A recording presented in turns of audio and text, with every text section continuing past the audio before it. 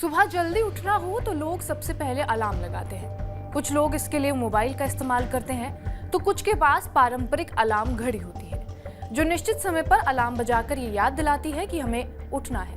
मगर क्या आपने कभी सोचा है कि जब अलार्म घड़ियां नहीं थी तो लोग सुबह कैसे उठते थे? प्राचीन काल में समय पता करने के लिए शंकु यंत्र या फिर धूप घड़ियों का इस्तेमाल किया जाता था। इसी आधार पर सूर्योदय के बाद से सूर्यास्त तक घंटों की गिनती की जाती थी।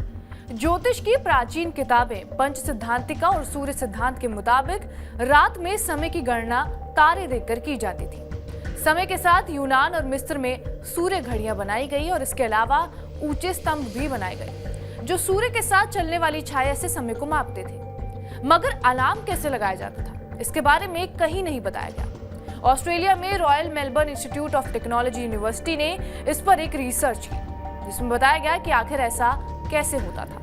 अलार्म घड़ी का आविष्कार 1787 में लेवी हचिंस ने किया था।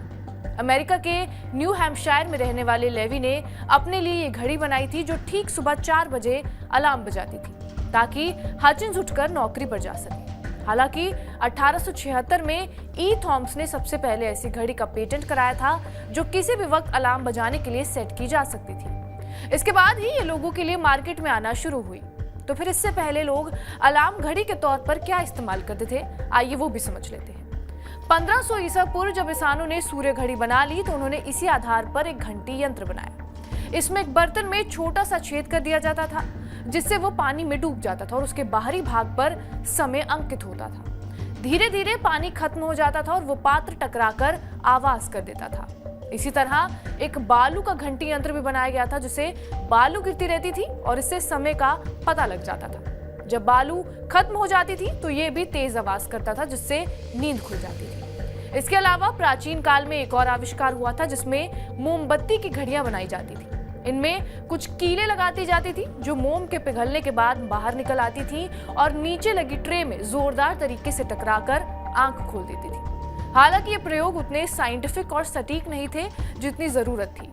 ऐसे में इंसानों को मानसिक अलार्म पर निर्भर रहना होता था। कभी कभी आप जब ये सोच लें कि मुझे कल इतने समय पर उठना है तो आपको चैन की नींद नहीं आती। बीच बीच में आप उठते रहते हैं और ये देखते रहते हैं कि अभी क्या समय हुआ है। ये होता है हमारे मानसिक अलार्म की वजह से।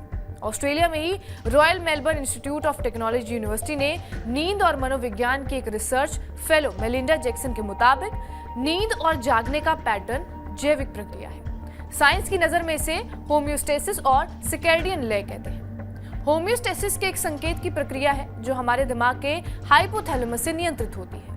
आसान शब्दों में हम कहें कि जब हम रात को ज्यादा देर तक जाग लेते हैं या नींद पूरी होने से पहले उठ जाते हैं तो हमें तीव्र नींद आती है। इसे ही हम होम्योस्टेसिस कहते हैं। लाइफ साइंस की एक रिपोर्ट के मुताबिक जब हम रात में ठीक तरह से सो जाते हैं और हमारी नींद पूरी हो जाती है तो हाइपोथैलेमस ये संकेत देता है कि अब जागने का समय। दूसरी प्रक्रिया है सर्कैडियन ले। कई बार जब नींद नहीं आती तो कमरे में अंधेरा कर दिया जाता है। लाइट बंद होते ही कुछ देर में नींद आ ही जाती है। अगर किसी ने लाइट जला दी तो नींद टूट जाती है। इस प्रक्रिया को सर्कैडियन ले कहते हैं। इंस्टीट्यूट की रिसर्चर टीम के मुताबिक जब अलार्म नहीं थे तब लोग सूरज की किरणों के साथ भी उठते थे, वही उनके लिए अलार्म का काम करती थी। पुराने समय में घर ध्वनि विरोधी नहीं होते थे, इसलिए लोग खेती किसानी पर निर्भर थे और औद्योगिक क्रांति तो बिल्कुल भी नहीं थी। ऐसे में लोग नेचुरल आवाजें जैसे कि पशु पक्षी की आवाजों पर निर्भर थे। मसलन मुर्गे की बांग, सुबह बछड़ों को दूध पिलाने के लिए इंतजार कर रही गायों को रंभालने की आवाज, चर्च की घंटियों की आवाज भी अलार्म घड़ी का काम करती थी। सुबह जल्दी उठना स्वास्थ्य के लिहाज से बहुत जरूरी माना जाता है। पहले के समय में हेल्थ के साथ साथ इसका आध्यात्मिक महत्व भी था। लोग ऐसा मानते थे कि आप जितना जल्दी बिस्तर से उठेंगे ईश्वर उतनी ही ज्यादा शारीरिक शक्ति आपको देगा। तो ये हमने आपको बताया कि कैसे अलार्म क्लॉक ऑस्ट्रेलिया से आई और उससे पहले क्या क्या चीजों से हम अलार्म लगाने की कोशिश करते थे। बहरहाल आपका इस वीडियो पर क्या कुछ कहना है हमें कमेंट बॉक्स में जरूर बताएं। बाकी देश और दुनिया की तमाम बड़ी खबरों के लिए बने रहिए हमारे साथ TV9 डिजिटल पर।